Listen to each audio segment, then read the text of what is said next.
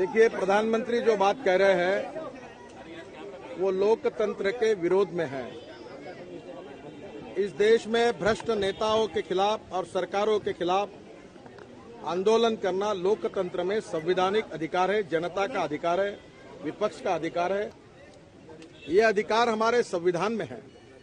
केंद्रीय मंत्री नितिन गडकरी, जो अक्सर अपने बयानों की वजह से सुर्खियों में बने रहते हैं, पिछले कुछ दिनों से वे फिर से कुछ न कुछ ऐसा जरूर कह रहे हैं कि ऐसा लग रहा है मानो वे अपने ही पार्टी के खिलाफ इनडायरेक्टली बयान दे रहे हैं। और इस बार तो उन्होंने ये तक कह दिया कि चौथी बार केंद्र में मोदी सरकार नहीं बनेगी। जी हाँ, गडकरी ने साफ साफ कहा है कि चौथी बार सरकार बनने की गारंटी नहीं है। नमस्कार, मैं हूं किरण, आप देख रहे हैं डेली लाइन। बीते दिन यानी रविवार को नितिन गडकरी नागपुर में एक कार्यक्रम में शिरकत करने पहुंचे। यहां उन्होंने केंद्रीय मंत्री अठावले को अंबेडकर पुरस्कार से सम्मानित किया और तो और उन्हें मौसम वैज्ञानिक तक कह दिया। इसी कार्यक्रम में गडकरी ने संबोधन के दौरान कहा कि केंद्र में भाजपा चौथी बार सरकार बना पाएगी, इसकी कोई गारंटी नहीं है, लेकिन हमारे सहयोगी रिपब्लिकन पार्टी ऑफ इंडिया के चीफ रामदास अठावले अगली सरकार में मंत्री जरूर बनेंगे। जब केंद्रीय मंत्री ने ये बात कही तो अठावले भी मंच पर मौजूद थे। हालांकि गडकरी ने बाद में मुस्कुराकर ये तो कह दिया कि मैं केवल मजाक कर रहा था। अब अगर बात करें कि आखिर गडकरी ने अठावले को मौसम वैज्ञानिक क्यों कहा, तो बात कुछ यूं है कि अठावले ने अपने भाषण में कहा था कि उन्हें अब तक 3 बार केंद्र में मंत्री का पद मिला है और सरकार आने पर वे चौथी बार भी मंत्री बनेंगे। इस पर गडकरी ने कहा कि अठावले मौसम वैज्ञानिक हैं। वैसे भी अठावले संसद में अपने मजाकिया अंदाज में बोलने के लिए चर्चा में रहते हैं। गडकरी ने मंच से रामदास अठावले की तारीफ भी की। उन्होंने कहा कि मेरा मानना है कि उन्होंने यानी अठावले ने दलितों और पीड़ितों के लिए अपना जीवन लगा दिया। अब वापस आते हैं गडकरी के बयानों की ओर।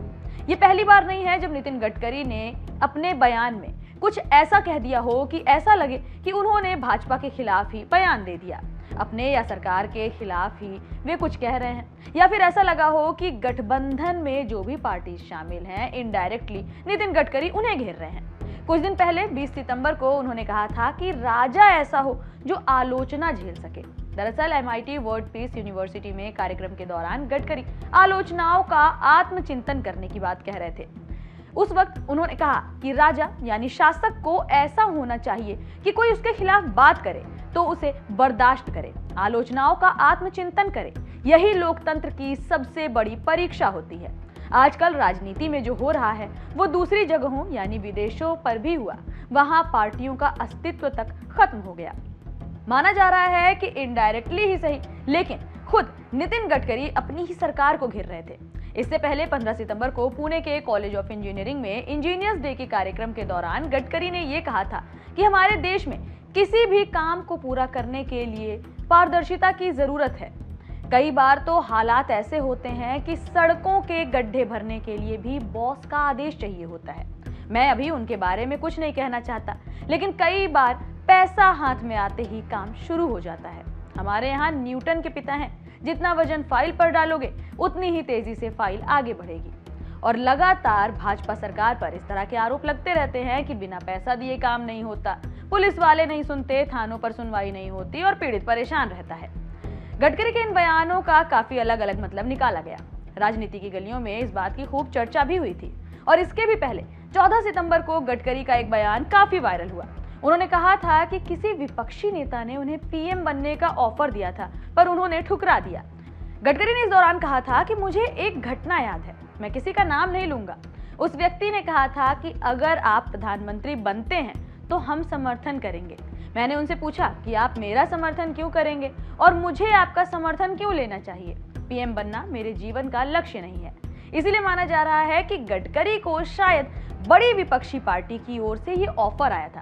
अब एक और वायरल बयान की बात करें तो देश में जातिवाद की सियासत पर भी बात करते हुए भाजपा के वरिष्ठ नेता और केंद्रीय मंत्री नितिन गडकरी लगातार बयान देते सुनाई देते रहे हैं। उन्होंने कुछ दिनों पहले ही जातिगत राजनीति पर तीखा बयान दिया था।